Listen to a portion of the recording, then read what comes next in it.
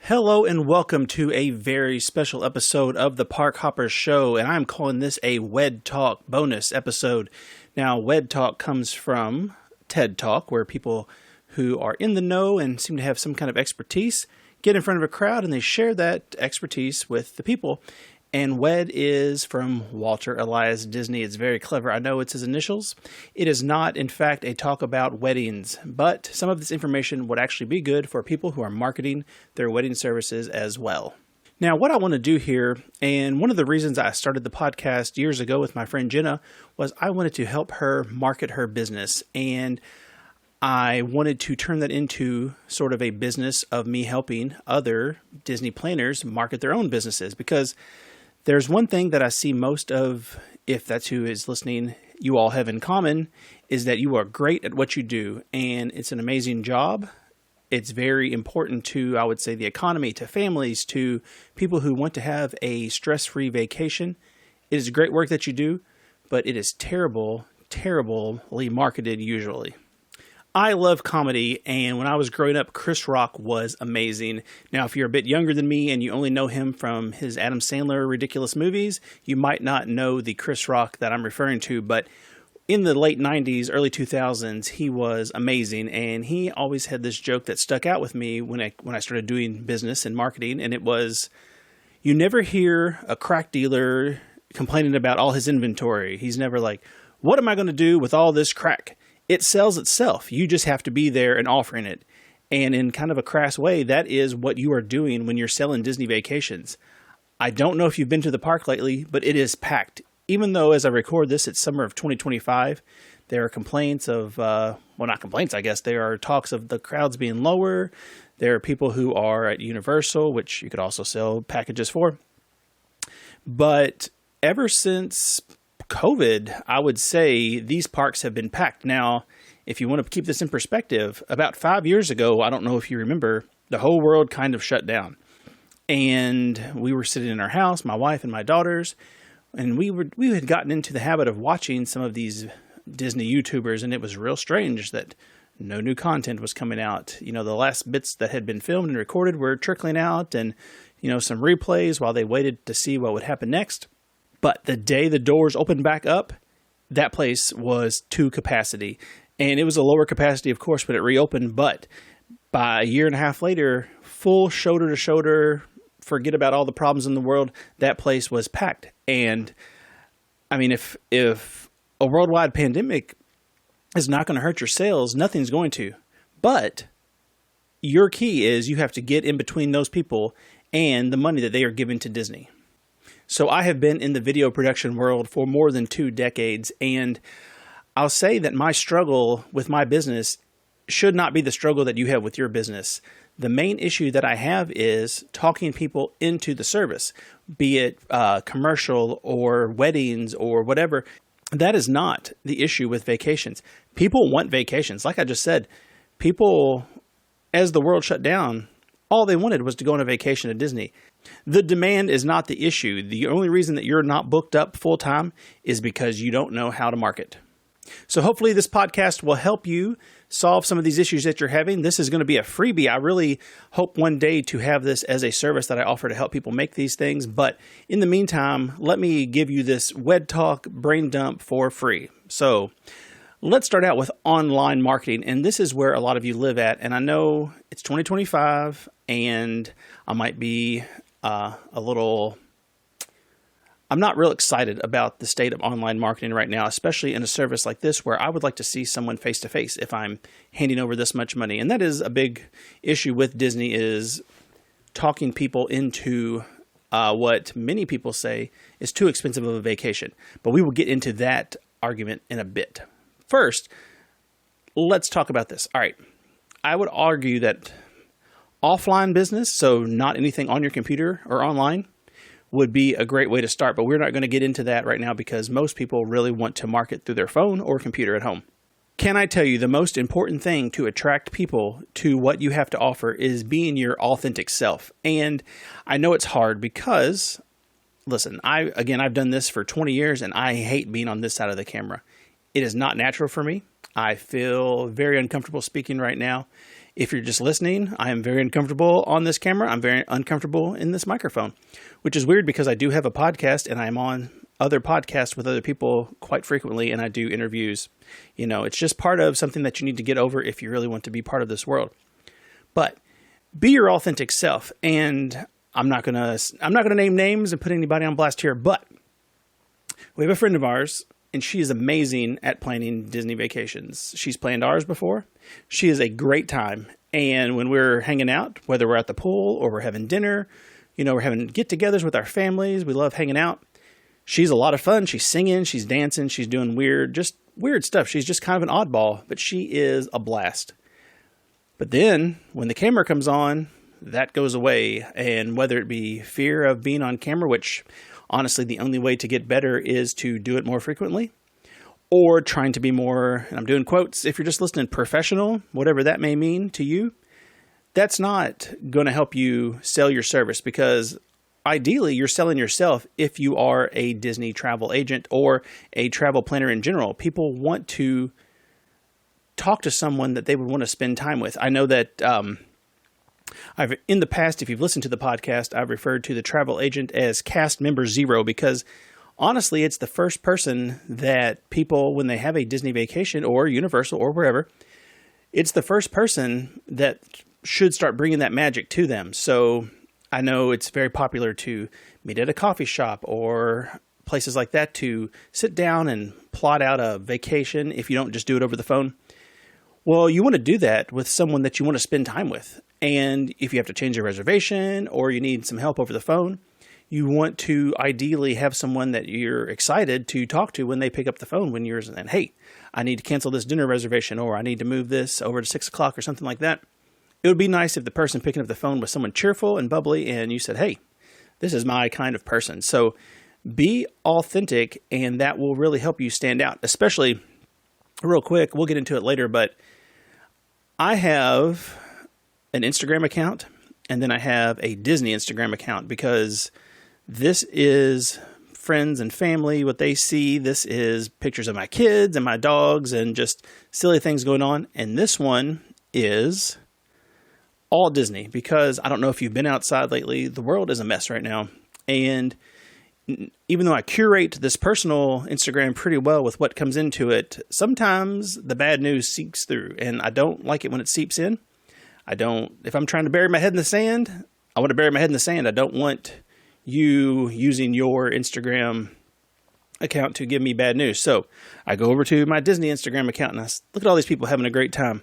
And mostly I follow Disney travel agents or cast members or Disney influencers or people like that who are always in the parks and always seemingly having a good time in a place that I would like to be.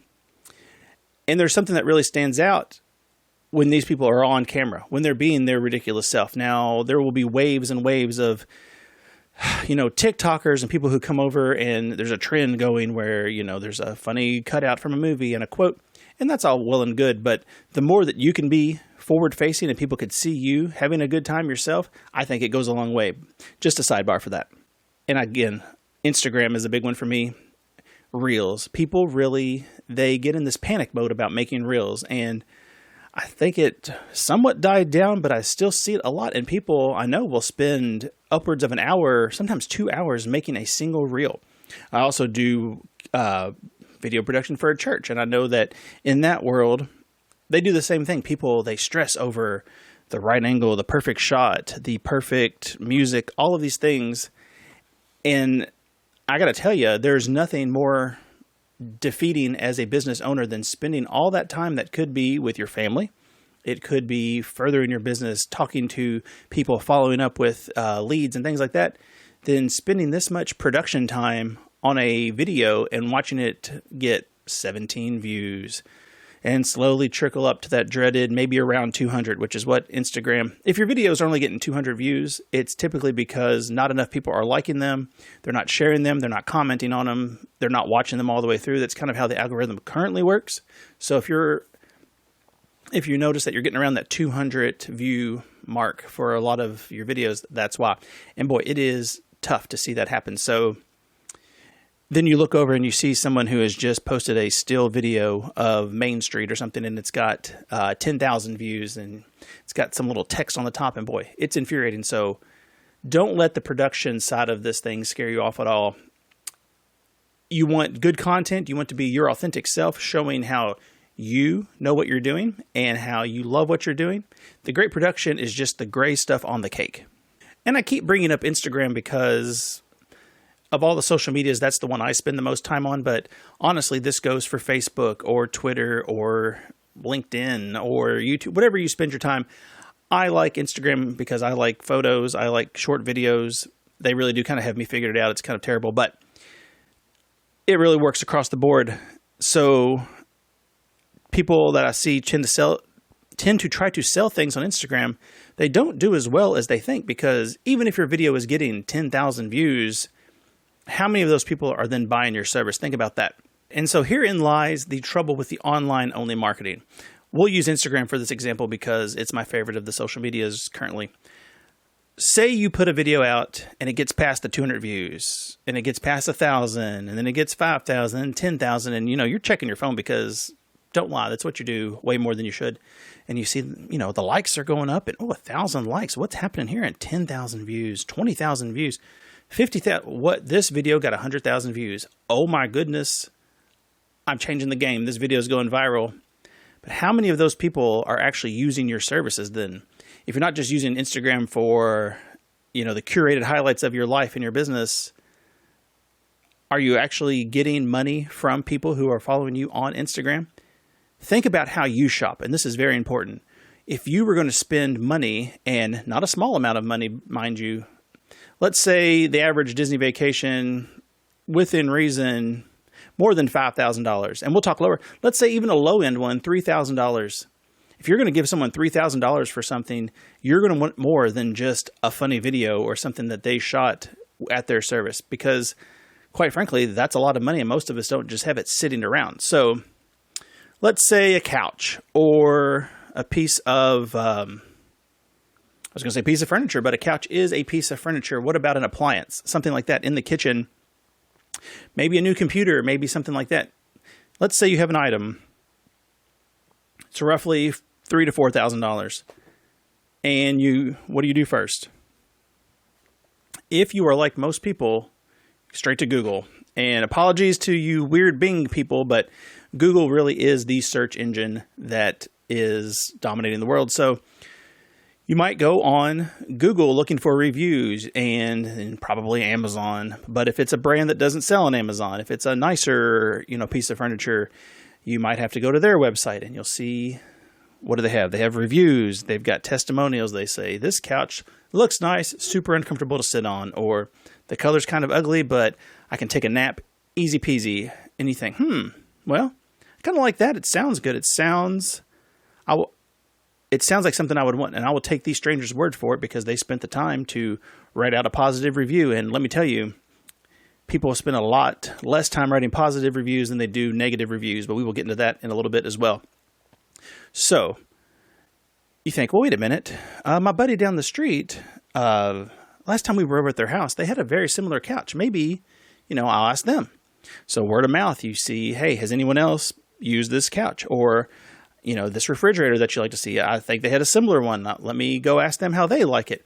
So you're looking for other people's opinions and reviews of a major purchase or a product. If it's even a higher thing like a car, you want to know all of the things about the car. You will research that. And if you've never bought a car, good for you. It is the worst thing in the world. But you want to know all the ins and outs, all the specs, how long it's going to last.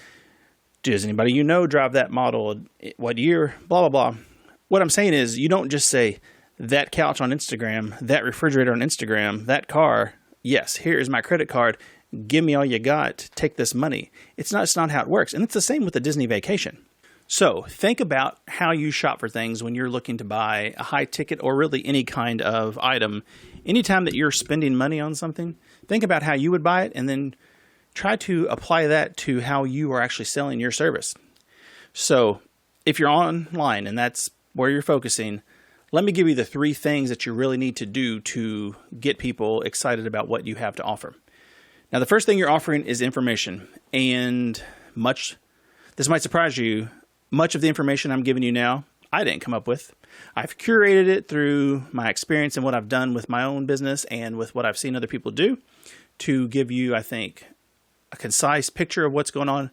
I could go into much more detail about many of these things, and maybe I will later on, but most news isn't news to the world. It's news to other people. Now, for example, and hopefully she'll never see this, but last week, my wife and I were visiting family in Indianapolis, Indiana, home of the almost world champion Pacers and home of the WNBA's Fever. And the reason that I know the WNBA's basketball team in Indiana is because of Caitlin Clark. She is a phenom, and if you can name 3 basketball players that are women, I would shake your hand because most people can't. But they do know Caitlin Clark. And my wife did not know who that was. And it astounds me. So why is that important? Now I'm doing something with my hand, but I'm starting off high. This is where news comes out. And it kind of falls like rain. And maybe a better analogy would be the Plinko game in The Price is Right, where you drop the chip down and it hits all the little knobs and it might go left and might go right. You never know where it's going to land. It's kind of how news is. Some trickles over here, some trickles over there, some bounces down. Not everybody gets all of the news. So consider the top of the Plinko board. Disney announces something, bounce, bounce, bounce. It might get into your feed depending on what your algorithm is. It might not. The news does not get to everybody the same way. So to many people, and if you are, which this is very important, to be the Disney person in your group or the travel person in your group, if you are that person in their Instagram feed, you are the one giving them the news Disney is offering. And we're using Disney just, again, as a fill-in. It could be Universal. It could be whatever kind of vacations you sell, but Disney is the popular one that we're looking at. So they announce maybe a new deal or their dates for Christmas or Halloween tickets. Most people don't see that. The average person working, 9 to 5 is at work during the day. They're not getting this announcement in their emails. They're not getting a text from Disney saying, hey, guess what? We've got new tickets available. You are the one breaking that news. You're not breaking the news. You didn't have your little press hat on and go find out when those tickets are. They're announcing it. You're paying it forward. So you are the information giver to your group of friends. And that's great. But that can't be all that you are on Instagram, because information's fine if people are trying to keep up with it, or if they have an idea that they might want to take a vacation. The information is great. But if they don't care, it's just boring. And best case scenario, they don't block you or delete you just because you're always just giving them info on tickets that they're not interested in. Now, the second part of your online offerings is entertainment. And this is where, again, it gets a little dicey because people seem to do the same things over and over and over. And if you are the one person in your group, which, again, I should have mentioned that earlier, being the Disney person in your group, depending on what your group is, could be quite lucrative. But let me follow up this section with that. My Disney Instagram is mostly Disney travel agents. I'm going to tell you, a lot of you all post the exact same things. So it's fine, because most people don't follow 300 or 400 travel agents, because that's insanity. But I do, and I see these trends and I see these waves, and the info comes out. Someone's got to give it. So about 15 minutes to an hour after Disney releases some kind of offer, boom, a wave of it just flows in, which is great if, you're interested in the vacation at this point. But the entertainment part of this, the people whose Instagrams that I keep going back to and the ones that I like to interact with and talk to, you got to have a little bit of something to offer. And, whether it be, you're at Disney doing these silly dances, or you're in your car singing a Disney song, whatever it is that you're being your authentic self but trying to entertain, you need to offer something like that, because, like it or not, if you're online offering anything, you got to be a little bit entertaining to keep people's attention.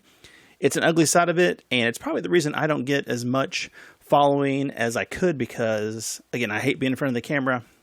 I'd much rather have my kids be more entertaining. So if you've seen any of the podcasts lately, I had my youngest daughter do an interview with me. She's very entertaining. My oldest is getting ready to start her own YouTube channel. She's very entertaining. Dad is not. So you want to offer a little bit of entertainment, and then you want to offer social proof like we talked about earlier, proof that you can actually do your job well. So I would say some of the better Disney planners that I've seen, they have plenty of testimonials. They'll have like the R family. They don't want to give a full name, but they'll give an initial and then they'll give a quote and maybe a family photo from Disney. And the person will say, without Jimmy. Jimmy was a strange name. I don't know. I'm not good off the cuff with names. Without Carla here, we could not have had the vacation we had. It was a dream come true. We loved it, every second of it. It's memories we made, blah, blah, blah, blah, blah, blah, blah, blah. But it's great. Having a written testimonial is, I would say, chef's kiss minus. Now, not enough people have these, and in all honesty, you should try to get these from every single client you have. I don't think it's too much to ask for the work that you put in planning a vacation for you to ask, say, hey, could you send me a couple of pics from you all having a great time on your trip? And, if I did a good job, a little something about how I helped you do this. And it's not a weird thing to ask. It sounds strange, but it's really, really not. It's quite common in most businesses. You'll get it at the end of an email usually saying, hey, if we've done good, why don't you rate us? Don't do that. Be upfront and ask for it, and people will respond, and they'll give you a good one if you did a good job. Make sure they're also going to Google if you have a Google business link and reviewing you there and anywhere like that. 5 stars in a Google review will go further than you believe with your business, especially when people are Googling local planners. More reviews on Google, always best. But let me get into this next thing. And it's video social proof. And so coming from what I do and my background, this is something in every industry I've been a part of that there's just not enough of. Whether, you're at a wedding, and this, I don't do weddings anymore. It's been almost a decade since I've done them. And I kick myself all the time because this is a great way to sell anything. So just imagine this real quick. A 30-second highlight of the wedding that I just shot and edited. The bride having the best day of her life. The groom happy, maybe in tears. Sometimes you get the guy crying and it's just magic. You get a cute little kid walking down the aisle, throwing a flower, maybe something silly falling down, a toast, a kiss, and then a quick little 10-second snippet of the bride and groom together, happy, a glass of champagne saying, hey, without Paul, we could never have had this wonderful memory of our day together. We just thank him. And, if you're getting married, you should have him do your wedding too. That simple. Something like that is way better than just a picture that their photographer took of them and then a little written thing. Although that's very important, a video really tells a story, and that's what you really need to do to get people on your side is tell a story. So imagine this. The R family, that's me, Routon. We go on a trip, and I video everything. I've got my phone with me. I've got this camera. I'm recording this with me, and there's fireworks, there's kids' eyes just wide with excitement, there's rides going, there's just snacks, there's all kinds of fun. And then cut to, we had the best day that's ever been at Disney. We had so many magical memories. We got to ride everything we wanted. We got the dinner reservations we wanted. And we could not have done it without blank you, because we had no stress. It was just fun and laughter all day, and we can't wait to go back, and we will definitely have blank. You book it again, because what a magical time. That is so much better than just writing that out and then a picture of us awkwardly standing in front of the castle. So if you watch any kind of TV, people are always telling you stories. It's how people get emotionally involved and how they sell what they're offering as a TV show. So for instance, American Ninja Warrior. Now, my daughter used to love that show, and I loved watching the people compete. I mean, it was always thrilling to see these people do things that I could never, ever do because, quite frankly, I just can't. These people are built differently, and yes, I could train and do all this stuff, but I'm not going to. But I enjoy watching these people do it immensely. And they would go down the course, blah, blah, blah, and I could probably sit there and watch an hour of people doing this course. But that's not what the show was, because it wanted to hook more viewers in and not just show the course. So they did interviews, and they showed this person's story and how they started as a child and how, They used to jump off the couch, and then they jumped off the fridge, and they jumped off the roof, and then they built a little course in the backyard, and they told a story, and then you were rooting for them. So when they got to the end and climbed up that wall and hit that buzzer, you were right there with them. Or when they slipped and fell right into the water, your heart broke with them because they told a story. So if you can tell a story in your videos, especially your testimonials, that will go a long way to make more people want to take your vacations. And just a side note, as far as entertainment, it doesn't have to be you dancing and singing. You could tell the story of your own vacation. So typically travel planners get to go more than the average person. And you want to show us civilians that you're having a great time. So while you're there, get video of you having fun. Get video of you riding rides, POV shots, point of view, like seeing the ride as it goes around, does whatever, the things that people are missing out on, the sights and the sounds, and talk about the smells. Anything that would make people have FOMO, because as much as I hate it, that is what sells the vacation while you're sitting at work, or you're scrolling in the bathroom, or you're doing whatever on your social media and you see, man, this person is having the time of their life. I want to do that too. That's how you sell a vacation, is telling a story in all its different facets. Now, I don't want this whole talk to be just about social media. It is about marketing. So social media is just one part of marketing, and it's where most people like to try to do it. That's why I started out with it. But if you really want to grow your business or keep the same size business and make more money, the following is the most important part. Do you know who you're selling to? Do you know, they used to call it an avatar.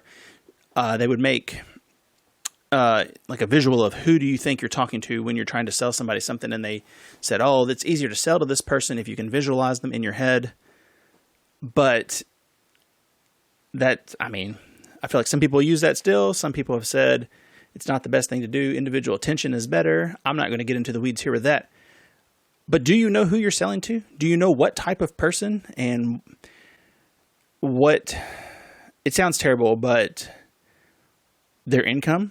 Do you know their interests? Do you know where they like to hang out? Do you like to know, or do you know anything about a market, or are you just trying to sell to anybody who will have your service? Now, when you're first starting out, selling to anybody that'll have your service is what we do. Trying to find a niche comes later, and with experience, we find the group of people that we're best at serving. But it really is important to look at who you're trying to sell these vacations to. Let me give you a little illustration of what that means and how just tweaking this can really change your income and your travel planning business. So I've been called, hopefully lovingly, maybe the cheapest man alive, and that the only target market I should be in is for free t-shirts. And I think it's very funny, Pat, but it's not too far from the truth. Disney is the one thing that really I will splurge on if I have to, but I don't love it. I don't, when you have your own business and you see how each dollar comes in, if you're not on salary or you're not getting paid by the hour, it's a lot harder to watch that money go out because you work so hard to make it come in, if that makes sense. So I'm kind of, we'll just call it a cheapskate. All right, and get it over. Cheapskate. So my personal preference for a Disney vacation, I love the value resorts. And now value with a grain of salt because it's not cheap. But I mean, in all honesty, the way the world is now, there's, a Holiday Inn Express, if you're going to Chicago, that costs more than Disney All-Star Music. So, what are you doing? What are you going to do? What I'm saying is I am not your target market, okay? I shouldn't be. Hopefully I'm not. I'm kind of a cheap person, and I know plenty of Disney planners, so it would be really hard to convert me to their side. Ideally, you are looking for someone else. And so here's the thing. I think when most people, and at least a lot of the people I talk to, you think, oh, family vacation, it sounds nice. People who are excited about Disney, and that's awesome. Anyone that you can help plan a magical vacation and have the time of their life and make lifelong memories, I mean, you are doing, I hate to keep saying this, you're doing such an amazing service. I'm not blowing smoke. It really is, it's a great thing because we plan trips over the phone with Disney and on our own. And we've done it with planners, and doing it with planners, oh my goodness, so much better, so much easier, and didn't cost us $1 more because, built-in fee. So let me give you these 3 scenarios and show you how looking at who you are trying to attract and who you're trying to sell to can change your business and maybe your whole life. So scenario, however you say it. Number 1, family of 4. Say we got, parents, we got a couple of kids, and because I'm not being too creative, I'm going to use the ages of my children currently.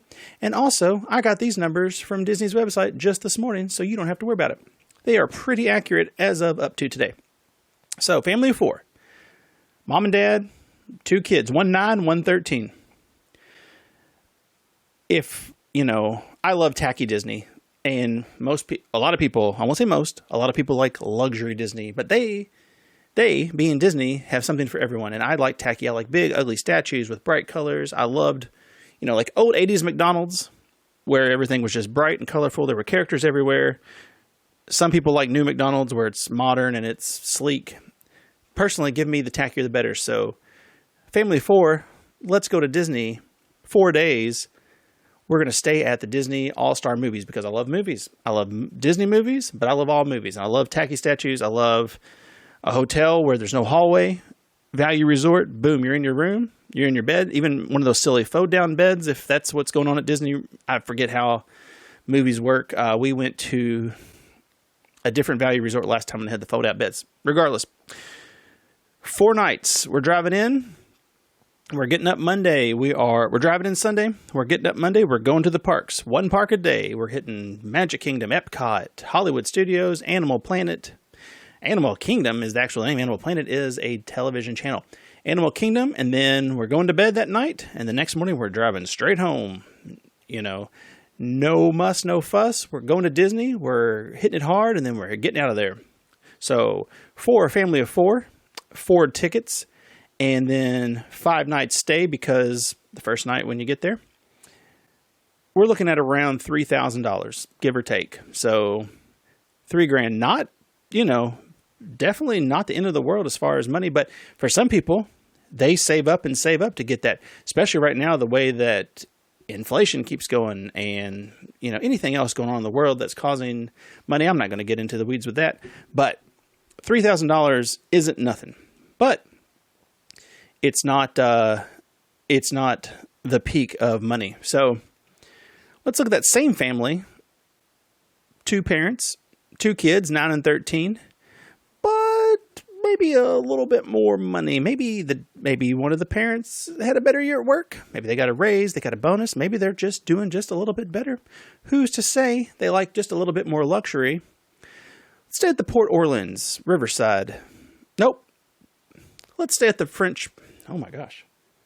And they went to stay at the Port Orleans French Quarter. And just for reference, we've stayed there, loved it. The rooms weren't that much better, but the scenery, the whole hotel grounds, so amazing. So highly recommended. But, you're there and, again, you had a better year, maybe a couple more coins on this trip. Let's stay an extra night. Have the, what I recommend, the break day. So you get there, you have 2 days in the park, and then you take a break and you stay at the resort because it's an actual resort. It's not just, the riffraff pool at the All-Star Resorts, which I have no problem with, by the way. I just call it that because you know what that pool is.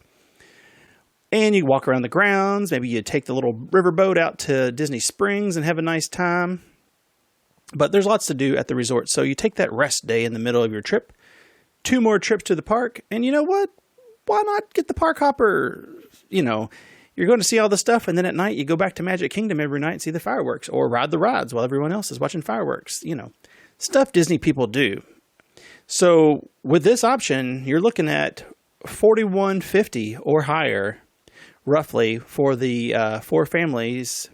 The 4-member family, same family, but just a little bit nicer hotel and a park hopper option. You're looking at another $1,100 in sales. But you know what? Maybe that family says, let's take the grandparents too. We're not staying at the Riff Raff Hotel, which I lovingly call the All-Star Resorts. We're staying in a nicer place. Grandma and grandpa might like that. So bring them on too. You got a couple, now you got a couple of rooms. You got a couple more park tickets. You're up to $7,100 and you're doing similar work, if we're being honest, to the family before, because it's a similar amount of people. It's one vacation. It's one set of tickets. I mean, I don't do this, but the ins and outs are pretty similar, and you've already more than doubled your price. So that's good. But maybe instead of the family that wants to bring the grandparents with them, you start marketing to the grandparents themselves. Now, these people went to Disney way back in the day. They probably took their kids. They may have even gone by themselves in the 70s. They took their kids in the 80s or the 90s, and now they've got their grandbabies and they want to spoil them. And let's face it, they have been in their career longer. They may have a little bit more income. They might be retired and have, money set aside, and they're just living the life. But they want to see those grandbabies be happy, so they're going to take the whole family to Disney. But, we don't really want to stay anywhere gross. We're going to stay at a nice hotel, so perhaps the beach club, and we can stay, you could stay at Port Orleans and you could get 2 rooms and they could be close, but why not get a villa? All of us can stay in the same room and we can just spend all, the time in your golden years together with your family, with your kids and their kids, and just really, the whole family can have great memories. And you're looking at more than $9,300 for that same family that 2 scenarios ago was around $3,000. So if you were trying to market to someone like me, you might only make sales of about $3,000. But if you are marketing to someone similar age to me, or perhaps my parents, almost $10,000 for a very, very similar vacation, and you're not doing much more work. I mean, the grandparents will probably even throw on a photo pass, something like that, so they can have all of the pictures of their family, their kids and grandkids having the best time. And then what are they going to do? Well, if you know grandparents, and it's been a big change. When I was a kid, they used to have the wallet, and it was a joke because they would open it up and all the photos would come out. But now the grandparents have their phone and they get all the pictures of their kids, and everybody's so happy and they're having the best time. And what do? They go back to their group of people and they say, hey, Clarence, where were you at last week? Oh, I took the kids down to Disney. You want to see? Boom, boom, boom. Start showing off all the fun. And before you know it, they're similarly incomed people.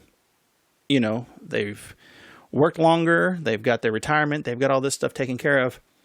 This group of people says, well, hey, Clarence just took his kids to Disney and they had a great time. Well, isn't that hard to do? I see, I hear that it's busy and it's packed and it's, a difficult setup now. It's not like when we were young and they say, oh no, I had this girl or this guy that I know set it up for us. And here, you want their number? And then boom, you're in with the grandparents. And I mean, honestly, it's that kind of little shift that could change your whole business, because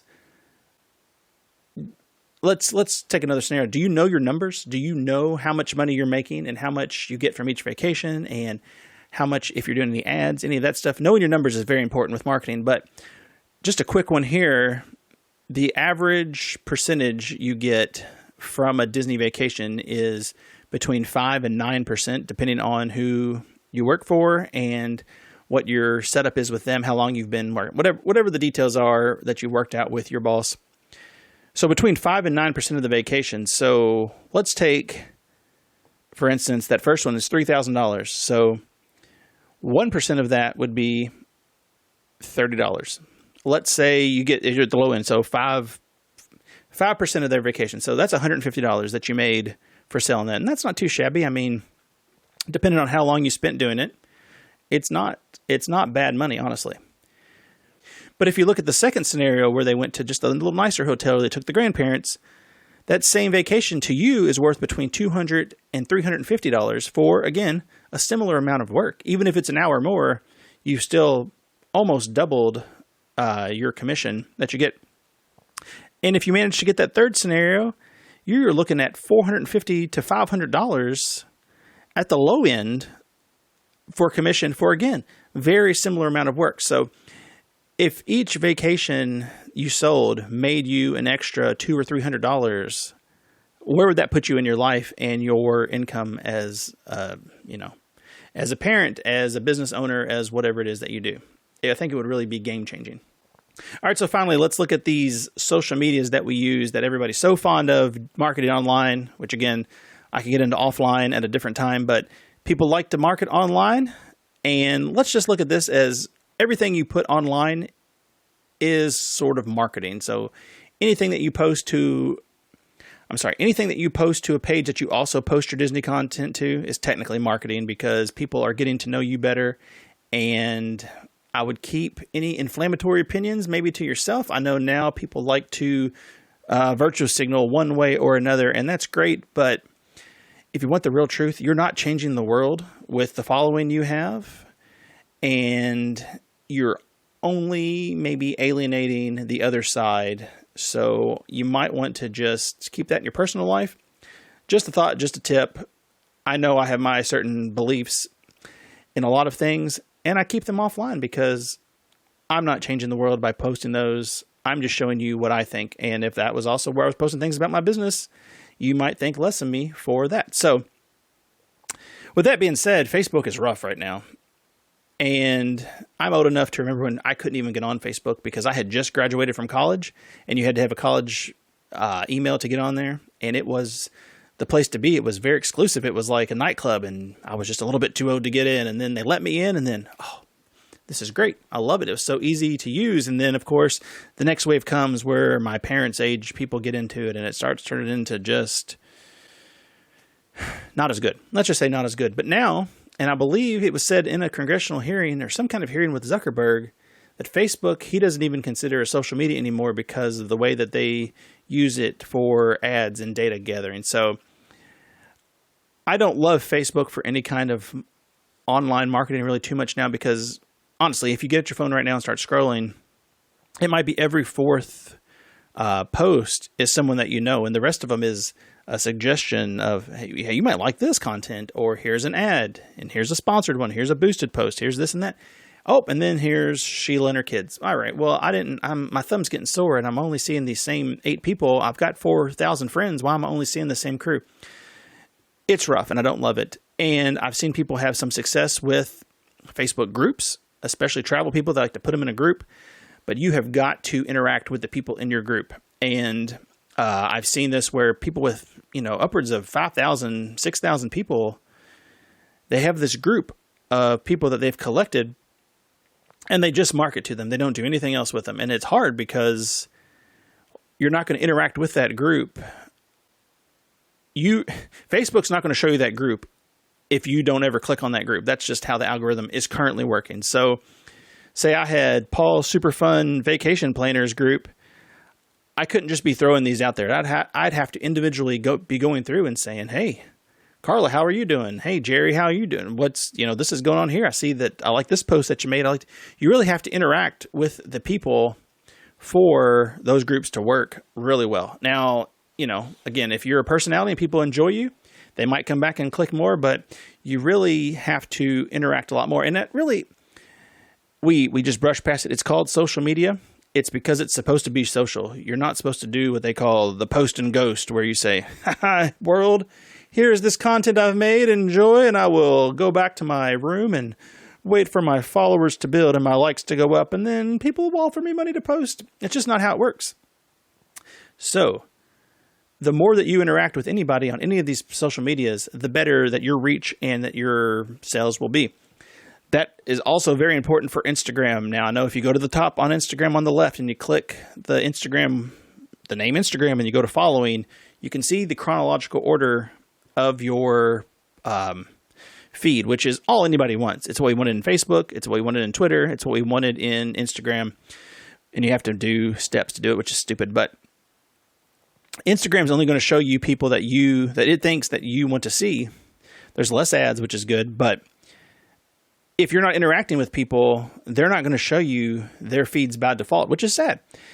And I've noticed the more that I interact with people, those people keep popping up and popping up. So if you want to be the Disney person in the group, you don't have to get on someone's feed and say, hey, Would you like a vacation? But get on there and compliment. Don't just give a heart. Get in their comments and say, hey, looking good. Hey, it looks like you lost some weight. Hey, it looks like you are doing great at work. You're killing it. Oh, I love the pictures of your family. Anything like that. Just something positive on the people that you know's page. So then they'll heart that comment, and then you've interacted, and they'll show your feed more. Right now, it's the one hack that Instagram has, and I hate to even call it a hack. It's just the algorithm's running all of our lives. Let's just put it that way. But that's what I've seen work better on Instagram, is you actually have to go in, put in the work. It's not just throw it up there and magic is done. So be more social on Facebook and Instagram. Now, I love YouTube, and I could do a whole WED talk about YouTube, but I think if you could really figure this out, it could change your business, and it could change everything about your life. I have helped people create YouTube content for years. A couple of them even have the silver 100,000 subscriber buttons, and to varying degrees of importance to them. But YouTube is amazing, and I consider it social media, honestly, as much as I consider Instagram that, because so many people just throw their stuff up and they want, the likes and the follows. But really, YouTube is the second biggest search engine after Google. And I mean, I'm sure ChatGPT is getting up there now with what people are asking it. But YouTube is great. And there are people who make whole careers of just being Disney YouTubers. And it's amazing to see something so big.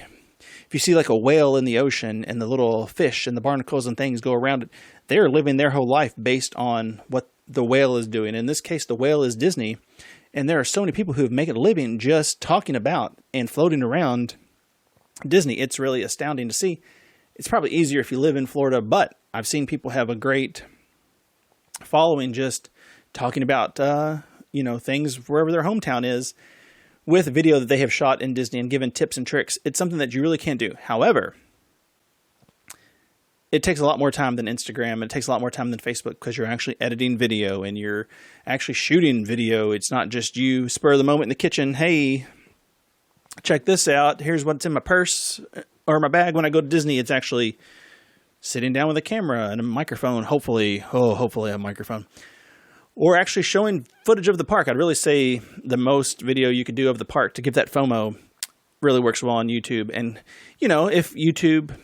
if Disney says, hey, here are the new tickets for the Halloween Mickey's Not So Scary, and you have video of you at that park or having that party and getting that candy and the parades and all the overlays and things like that, throwing that up is a much better way for people to get their news than just typing it out and saying, hey, guess what? It's for sale now. Both are important, but YouTube is better. However, it takes a lot more work and a lot more commitment. Now, Twitter, or if you're on Blue Sky, if you've gone that route, or heaven help us, Threads, I mean, this world is nonsense right now. And if you were killing it on there, more power to you. Keep using it to sell, keep using it to promote, keep using it for fun, whatever it is you're doing. But it's all... I have never seen a bigger dumpster fire than when Twitter went to X, and so many people, unsavory people, came in. People who were mad about that left. Meta tried to do something and failed, and it's landmine after landmine after dumpster fire. I don't really have any suggestions for that, except if you're doing something good, keep doing it. And if you're thinking about joining, I wouldn't join any of them, to be honest. It's such a hot nightmare. Blah. And that brings me to this. And I really think, and I am, if you've watched this far, you might disagree, but I am bad at this. Podcasting and talking it's not what I do well. I have a lot of knowledge, not to, no humble brag, but I know a lot of things. I am bad at getting them out of my brain into the world. I'm especially bad at talking to myself. It's why I like to interview people for this podcast and other videos I do. But honestly, this is one of the easier ways that I found to create content. Now, listen, here's what I'm going to do when this is done. So I've got my audio recording, got my video recording, and I'm going to take the audio and I'm going to post it to my distribution thing. And it's going to send it out to Apple. And it's going to send it to Spotify. It's going to send it to Amazon and wherever people get podcasts. It's going to send the Park Hopper Show out there. So like and subscribe. Then I'm also videoing this, which, I mean, if you're podcasting, you have to. I'm going to take this video and I'm going to put it on YouTube, and I'm going to try to find some title and some description, and I'm going to do not the best job, I'm sure, because there's so much, but whatever. I'm going to put it out there so people can watch it. I'm going to take clips. I'm going to cut up clips from it, and I'm going to put that on Instagram, on my Disney Channel Instagram. I'm going to put it on my Facebook, and I'm going to, something useful and short that's going to lead people, hopefully the full video, hopefully the full audio, and hopefully, they'll like and subscribe to one of those channels, and I can keep talking to them. So if I ever decide to really start using this as marketing, I can do it easily. I really enjoy podcasting for that reason, because it's really, you don't have to have multiple cameras, though you can do as much production as you want. Like I said, it's the gray stuff on the cake. You can make it amazing. You can do 3 camera shoots. You can hire somebody. I mean, I do this for other people. I don't know if I'd recommend more than what I'm doing here for anybody, because quite frankly, it's a lot. But I mean, listen, if you're on it, get on it. But I like the podcasting because it is one piece of content that you then turn into, 20 pieces of content if you want. You make a long form video, you make a long form audio, you make short form videos, you can make short form audio, you can, anything that's bite-sized, shareable, snackable, send it around the internet, and it covers all your bases if that's what you want. So I really enjoy podcasting as far as this, and using it for marketing would be great. Much like your YouTube, much like your offline marketing, much like any of these other things, if you could be the go-to person that people, if you're more entertaining than me, or you're more knowledgeable, or you're more consistent, if you do all these things right, the things that I don't do personally right when I do these things, if you could do that and people start, if you go to Spotify and Google Disney podcasts, and you'll see however many come up. And I've listened to several, and some are real bad. Some are more entertaining than mine, but have worse audio. Some have better audio, but have nothing to offer. Sometimes it's just husbands and wives chatting about things, and sometimes that's very interesting. There's some where there's brothers that talk about the good old days of Disney, and honestly, 90s Disney is one of my favorites. But if you could be something that people seek out, and you have a podcast, you have built so much authority. It's the same with your YouTube channel or honestly, it's YouTube and podcasting. Any other social media, everybody's got one. But if you have a YouTube channel where you're actually putting out consistent video content, or if you have a podcast and you're putting out consistent podcasts, people look at you differently. And it's very strange, because I would not at all consider myself, I'm a professional because I get paid, but I would not say that I'm great at this. But if people hear, oh, you have a podcast? Oh, wow. You must know what you're talking about. Or you have a YouTube channel and you put out a lot of video? Wow, you really must be on it. It's really strange, but people kind of put you, maybe not at the top of the ladder, but they put you maybe a rung above themselves, which is very odd.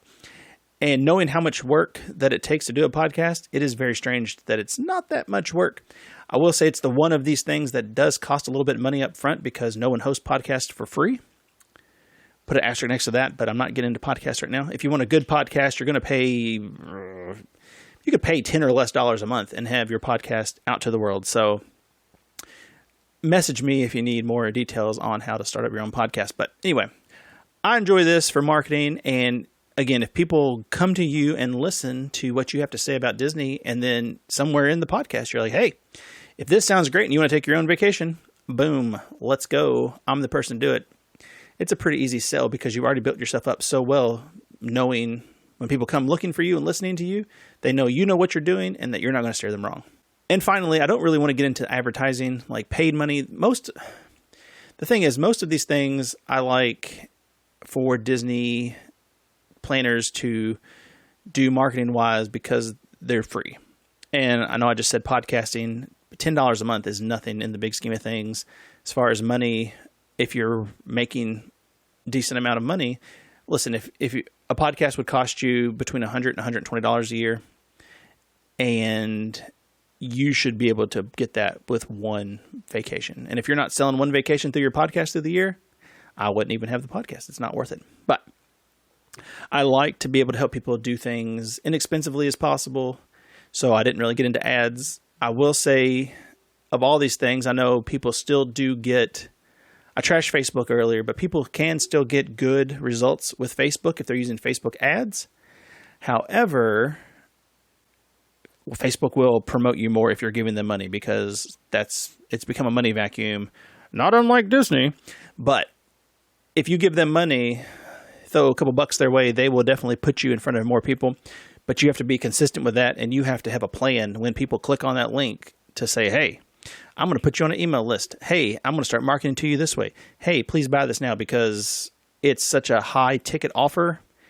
A $3,000 to $10,000 vacation, that one ad is not going to work, and you're going to have to pay money each and every day to keep these ads rolling. So you can see good results with Facebook ads, but it is a not very inexpensive way to go about it.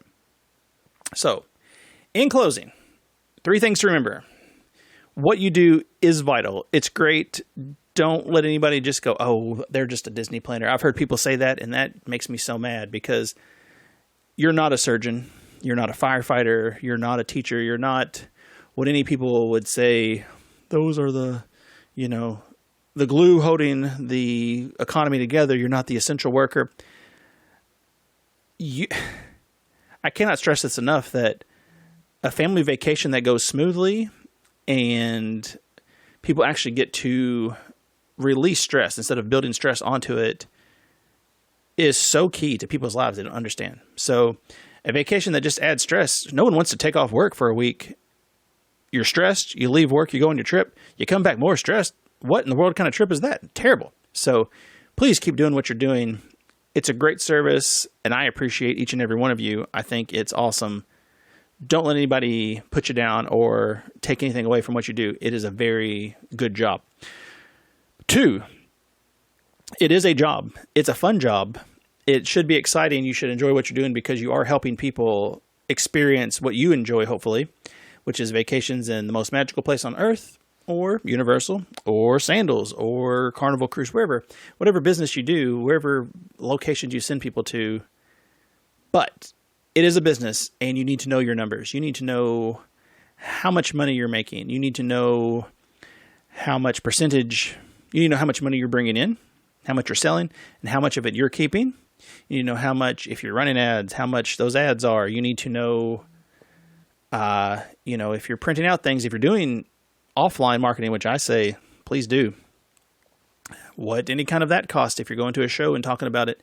You need to know for taxes how much a vacation costs, how much you can write off. You need to know how much, honestly, you should keep track of how long it takes for each of these bookings and try to break down then how much you're making an hour. And, when I first started out and I wasn't charging very much for my video, and I thought, well, this sounds like a lot of money. I wouldn't give someone this much money. But $1,000 for a project sounds like a lot of money. But if I'm spending 100 hours to do that, it's $10 an hour, and I can make more than that doing fast food. So keep track of your numbers, know what you're selling, know what you're making, and then start building from there and trying to figure out how you can make those numbers go up. And if you are going to market on social, which again, you should, I think it's where so many people are, and it may not be 100% the most effective as offline in other ways, but you're going to do it. And that's why you're watching this video. And if you still are, you're sticking with it. Be consistent and be social. Don't just post once a day or twice a week or don't just post on a whim. Try to come up with a plan. Try to say, hey, there's this holiday coming up or this is coming up and I've got to post just for that. If you sit down for an hour a day, which this is your business, this is your job, and planned out a week's worth or more of posts, and then boom, hit them. Let's go. Let's get those posts going when they're supposed to be going out, and then make time to go through. And if someone, leaves a comment, make sure to heart that comment, make sure to write something back, maybe go to their page, give them a like. I know people have built up a lot of Instagram, followers with the like for a like or follow for a follow. And honestly, it's good for building up your numbers. You're not going to get a lot of sales that way because those communities are great to be in, but they are also already Disney communities. So most of them are already travel agents. You want to build yourself up in your own ecosphere that you live in. So, but be consistent. Go through, maybe pick 10 people a day and go through and say something nice on their Instagram. Go through your followers and say, hey, look at you. I like your hair. Something silly like that. Or, oh, that kid's got a great smile, or look at the sunset, whatever they're posting, just give them a compliment. And a little bit of compliments like that will go a long way as far as the reach that you continue or you start getting again in your social media. So hopefully this long talk, this was supposed to be about 25, 30 minutes, and I feel like it has gone over an hour. But hopefully somewhere in there you have got some kind of tidbit. If you need anything from me, I'm all over the internet, PaulRoutonJr. PaulRoutonJr. at gmail.com if you need any help setting up any of this kind of stuff. And thank you so much for listening, and I will be back with another episode of the Park Hopper Show. I believe I have another interview with my daughter where she wants to talk about our local zoo, and then we will get back into more travel planners and fun things like that. So thanks for listening, and have a great, big, beautiful tomorrow.